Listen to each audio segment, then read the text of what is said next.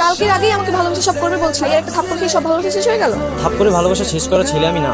তবে ভালোবাসা শেষ করেছি কারণ আমার আপুকে তোমার চাইতে বেশি ভালোবাসি। আমি চাই না আমার আপুর বিয়েটা আমার জন্য ভেঙে যায়। ভালোবাসার স্বার্থে ভালোবাসা স্যাক্রিফাইস করাটাও অনেক বড় ভালোবাসা, কিন্তু আমাকে পারতেই হবে।